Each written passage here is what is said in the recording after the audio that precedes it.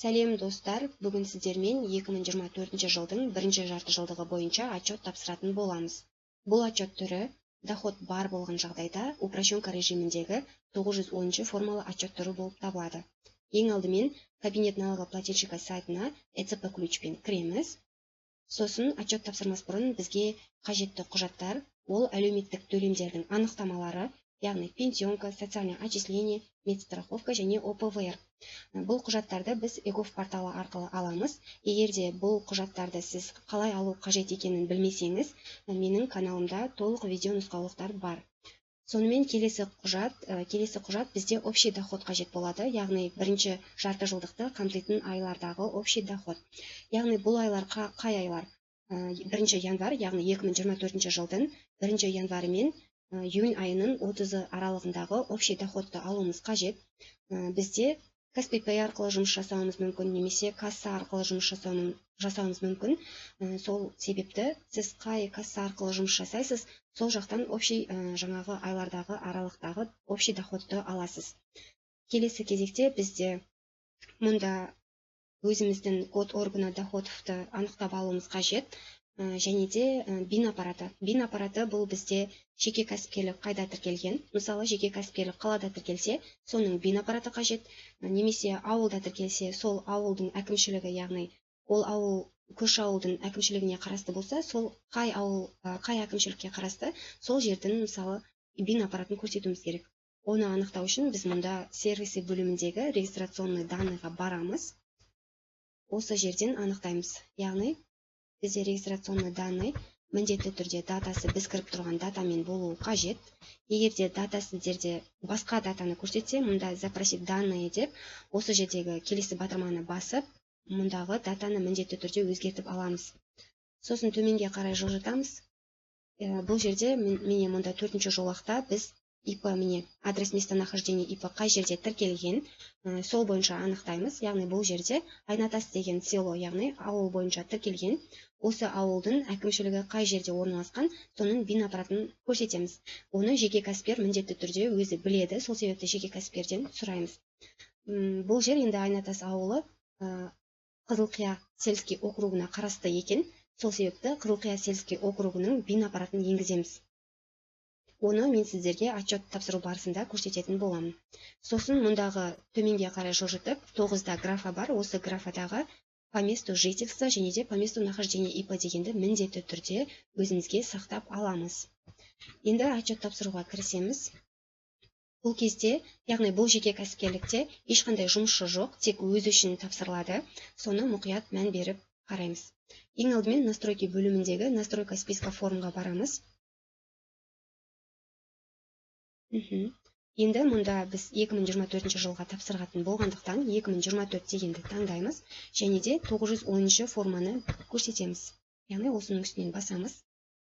Отчет тапсыру графасы ашылды. Енді осы графаны жоғарыдан бастап толтыратын боламыз. Мұнда бізде өзіміздің даныларымыз көрсетіліп тұрады. 3-ші жолақтан бастап толтырамыз.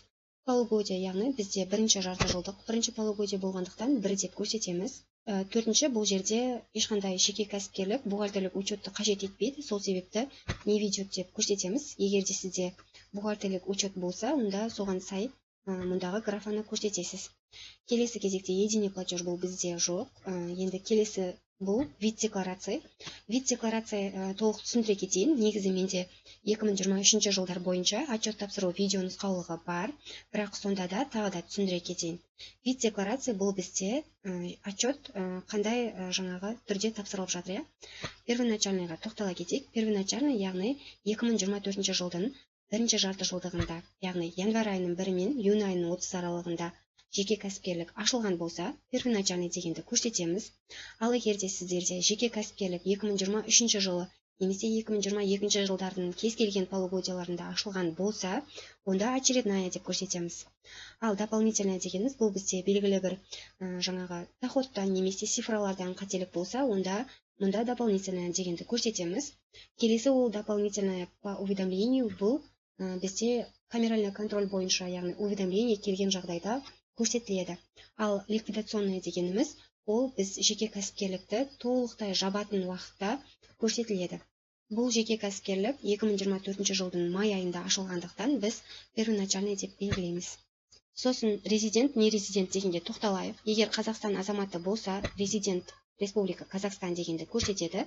Ал егер не резидент дегенді таңдаймыз, ол шетел азаматтары болса ғана не резидент дегенді таңдаймыз. Келесі кезекте біз раздел, яғни доходқа байланысты разделға өтеміз. Бұл жерде жаңа айтып өткенімдей 1 январь мен 30 июнь аралығындағы общий доход көрсетіледі. Сонымен оны біз кассадан аламыз.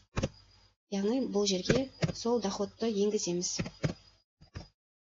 Келесі кезекте бізде безналичный, яғни картаға түскен төлемдер, пей арқылы, кез келген карта арқылы түскен төлемдер болса, яғни доход болса, мұнда енгізетін боламыз. Егер де сізде барлығы наличный расчет болса, онда ештеңе жазбаймыз. Мұнда бұл доходтың бірінші, екінші варианты бар. Трехкомнатная система дегендер, олар бұл өзіңізге сәйкес болса, осы жерлерге сол бойынша көрсететін боласыздар. Сонымен келесі кезекте төменге қарай жылжытамыз. Мұнда пенсионер, инвалид, яғни бұлар жұмысшысы бар ИПлар бойынша. Сол себепті оларға тоқталмайын деп шештім. Сосын бізде мұнда 3%, яғни общий налог, бұл 3%, 1,5%, ол біреуі подоходный налог және де социальный налог. Соған байланысты мұнда байқап тұрсаңыздар, өздері разделға бөліп көрсететін болады. Келесі кезекте 910.010 графасы. Бұл жерде біз доход, яғни социальный отчисленияның доходын көрсетеміз. Яғни біз максималды төлеммен төлейміз, немесе минималды төлеммен төлейміз. Егер де сіздерде максималды доходтан асып тұрып, сіз максималды төлем төлеген болсаңыз, онда 2024 жылдың максималды доходы социальный отчисление бойынша ол бізде 595 мың болып табылады. Яғни бұл жерде біз міндетті түрде төлемдердің справкасын аламыз. Қателеспеуіміз қажет. Сол себепті мұнда төлемге барамыз. Міне, осылай справкалерді алып алып, өзімізге қажетті айлар, яғни бұл кәсіпкер қай айда төлем жасады, соны енгіземіз. Бұл кәсіпкерде тек май және июнь айында доход болған. Сол себепті максималды немесе минималды екеніне міндетті түрде көз жеткіземіз. Яғни бұл кісіде максималды төлем болған. Сол себепті максималды ол 595 мың болып табылады. Міне, май айына және де июнь айына толтырамыз. 595 мың. Енді екінші страницаға барақ. Яғни 595 мыңнан біз социальный отчисление максималды төлеммен мұнда 20.825 теңге төлейміз. Міне, назар салсаңыздар, міне 20.825 теңге сізде максималды төлем осылай шығып тұруы қажет. Келесі кезекте 0.12, яғни 910.02 графасы. Бұл жерде пенсионка. Пенсионка бізде 10% алынып қалынады. Сол себепті мұнда пенсионканың графасын, справкасын қараймыз. 66.112 теңге, яғни пенсионканы да біз максималды төлеммен төлеген екен. Сол себепті мұнда май және июнь айына соның 10% бойынша мұнда енгіземіз. Міне, 661.120 теңге.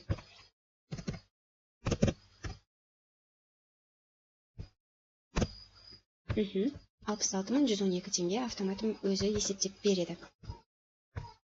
Мінекей.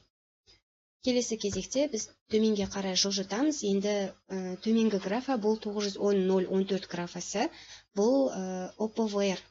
ОПВР бұл 1975 жылға дейінгі туылған азаматтар босатылады. Одан кейінгі туылған азамат немесе азаматшалар, егер жеке кәсіпкер болса, бұл төлемді төлейді. Максималды доход бойынша ол 1,5% есептелінеді. Яғни 1,5% бұл бізде 9.917 теңге. Оны да справкадан міндетті түрде анықтап қарап аламыз. Май және июнь айына.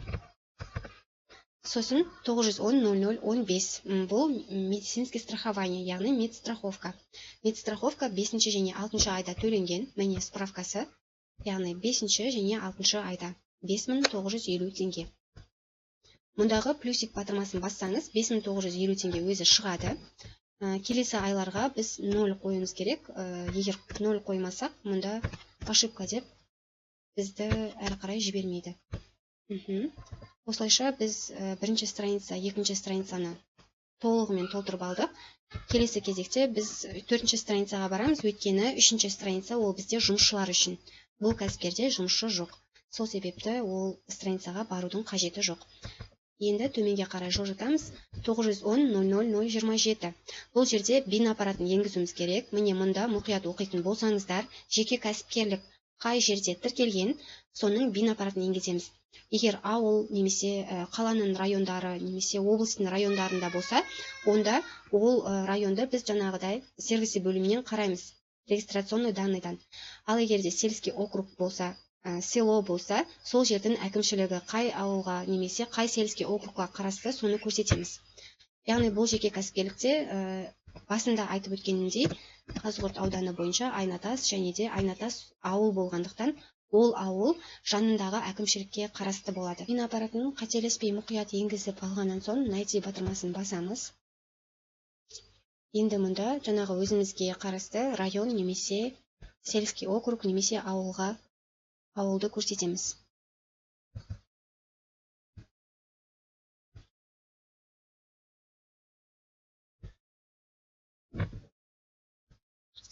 Сосын төменге қарай жылжытып, код органа государственных доходов по месту нахождения, яғни бұл по месту нахождения ол жаңағы жеке кәсіпкерліктің тіркелген ауданы. Жеке кәсіпкерлік бұл 5808 Қазығұрт ауданы бойынша тіркелген.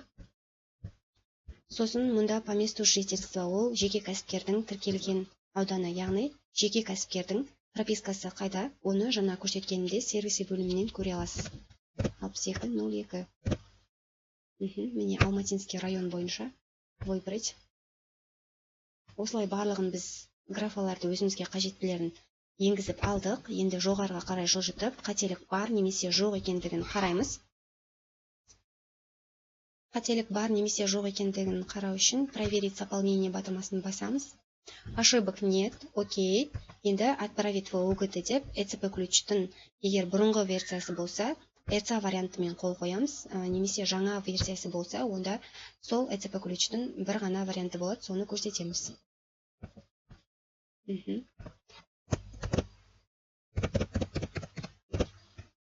Окей. Выбрать деп басамыз. Отправка успешно завершена. Окей. Енді біз отчеттың тапсырылғанын қайдан көреміз? Ол үшін мұнда форма налоговой отчетности бөліміндегі журнал формға барамыз.